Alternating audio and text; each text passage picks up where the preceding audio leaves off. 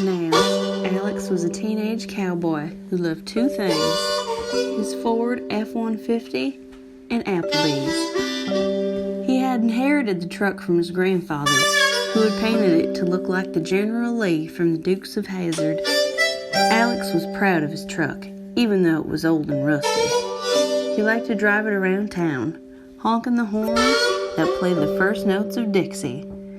One night, he decided to take his truck to Applebee's for some wings and beer. He knew he was underage, but he figured he could charm his way into the bar with his cowboy hat and boots. He parked his truck in front of the restaurant, making sure everyone could see it. He walked in with a swagger, hoping to impress the ladies. He approached the bar and ordered a Bud Light. The bartender looked at him suspiciously and asked for his ID. Alex flashed a fake one that he had bought online. The bartender shrugged and gave him the beer. Alex took a sip and scanned the room for potential dates. He saw a group of girls sitting in a booth, giggling and whispering. He decided to make his move. He walked over to the booth and introduced himself. "Howdy, ladies, I'm Alex, and I'm here to make your night more fun." He winked and smiled, showing off his pearly whites. The girls looked at him with amusement and curiosity. They asked him where he was from, what he did, and what kind of truck he drove. Alex answered their questions with confidence and charm, exaggerating his achievements and adventures. He told them he was a rodeo star, a rancher, and a stunt driver. He pointed to his truck outside and said it was the famous General Lee from the TV show. The girls were impressed by his stories in his truck. They asked him if he could take him for a ride. Alex agreed, thinking he had hit the jackpot. He paid for his beer and led them to his truck. He opened the door and helped them in.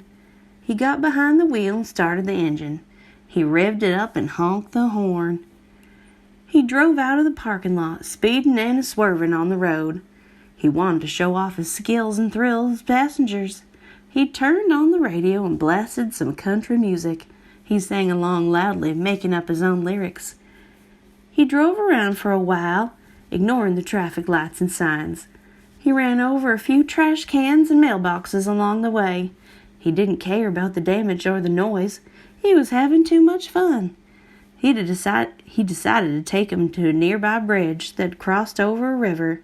He'd always wanted to jump over it with his truck, like in the movies. He thought it would be the perfect way to end the night. He sped up as he approached the bridge, hoping to get enough momentum to clear it. He didn't notice that the bridge was closed for repairs and that there was a large gap in the middle of it. He reached the edge of the bridge and flew into the air. He felt a rush of adrenaline as he soared over the water. He looked at his passengers and saw their faces of horror and disbelief. He realized too late he had made a terrible mistake. He screamed as he plunged into the river, along with his truck and his dates. He never made it back to Applebee's.